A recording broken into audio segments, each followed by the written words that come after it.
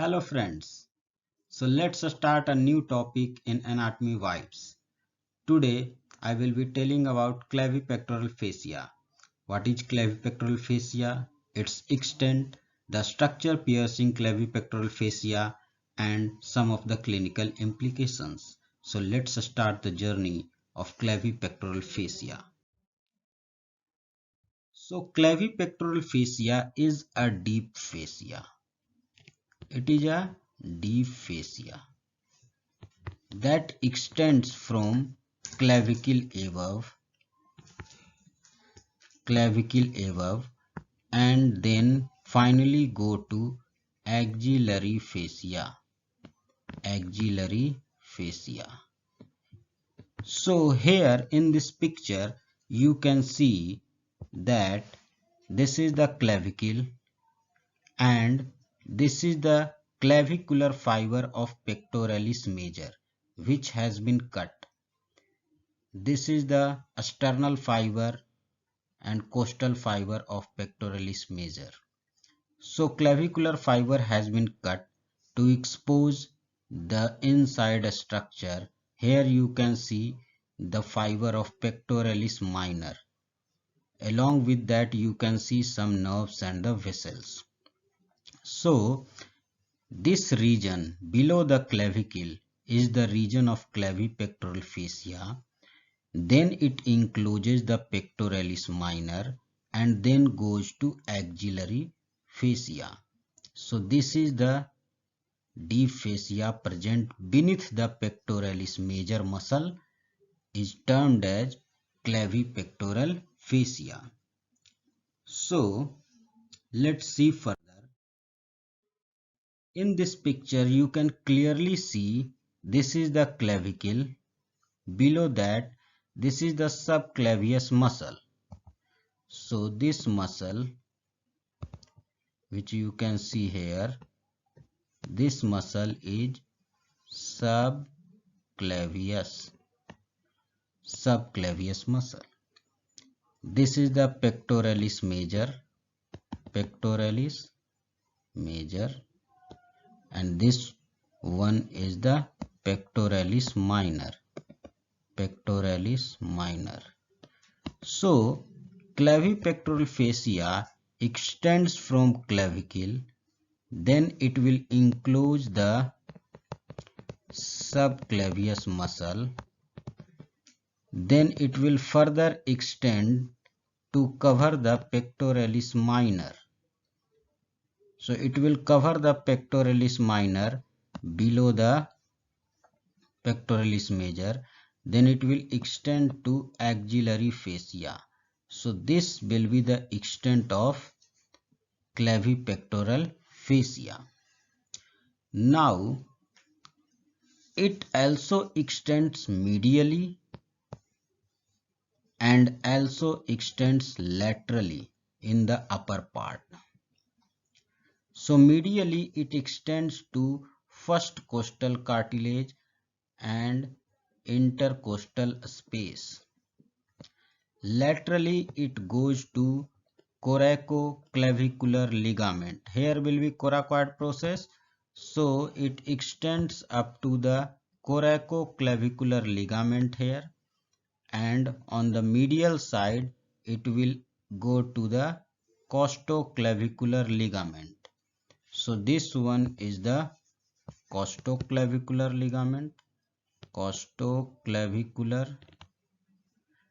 ligament, and laterally it will go to the coracoclavicular ligament,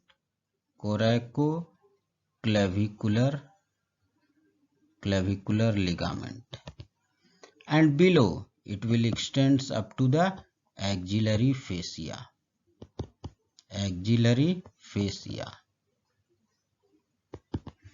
So clavipectoral fascia encloses two muscles which you have seen already. It encloses the subclavius and pectoralis minor. Now we will see further. In this picture you can clearly see this is the clavicle and you can see the pectoralis major. Within that is the clavipectoral fascia, which encloses the subclavius muscle here. This is the subclavius and pectoralis minor. So it encloses the both muscles. Then it continues as axillary fascia. Axillary fascia. This lower part here is known as suspensory ligament of axilla. Suspensory ligament of axilla. And above this part is also known as costocoracoid membrane. Costocoracoid membrane. Because on the medial side it is getting attachment to costoclavicular ligament and first costal cartilage, and on the lateral side it is going to coracoclavicular ligament near the coracoid process. So upper part is known as costocoracoid membrane and lower part is known as suspensory ligament of axilla. So this is the vertical disposition of clavipectoral fascia. Above, it continues with the deep fascia of the neck. Deep fascia of the neck. Which layer of deep fascia? Investing layer of deep fascia. Investing layer of deep fascia, which encloses the omohyoid. This is the omohyoid muscle, which is enclosed by investing layer of deep fascia. So this is the vertical extent of the fascia. Now, in this picture, you can clearly see this is the pectoralis minor coming from 3rd, 4th and 5th costal cartilages, ribs, not the costal cartilage, coming from the ribs. Now, we have studied the extent. So in this I can show you that below the clavicle it starts, then it encloses the pectoralis minor muscle, then it extends to the axillary fascia, medially extend to first costal cartilage and intercostal space, and the ligament here will be costoclavicular ligament, and laterally it extends to coracoclavicular ligament up to here. So this is the medial lateral extent. And on the clavicle, if this is the clavicle, lateral end is flat, this end is medial end and this is lateral end. On the inferior surface is the groove. So it will attach to upper and lower lip of subclavian groove. Here will be subclavius muscle. So it will attach to upper lip and lower lip clavipectoral fascia, enclosing the subclavius muscle. Then it will continue as single layer, and then it will enclose the pectoralis minor, and then it will continue as suspensory ligament. Okay, so this is the extent of clavipectoral fascia. Now we have to see the structure piercing the clavipectoral fascia. What are those structures? So this is very easy to remember. Here you can see one vein. This vein is cephalic vein. Cephalic vein. The artery in this region is a branch of axillary artery from second part, that is thoracoacromial artery. Thoracoacromial artery. Then the nerve which you seeing here, this nerve is lateral pectoral nerve. Lateral pectoral nerve. Along with these structure, there will be some lymphatics which is draining the supraclavicular and infraclavicular region to the apical group of axillary lymph nodes. So these are the structures which pierces the clavipectoral fascia. So how we can remember these structures? So this is very easy to remember. So there you can remember one mnemonic like tera, chehra, lal, lal. So T for thoracoacromial vessel, thoracoacromial vessel. C for cephalic vein, cephalic vein. L for lateral pectoral nerve, lateral pectoral nerve. And last one, L for lymphatics.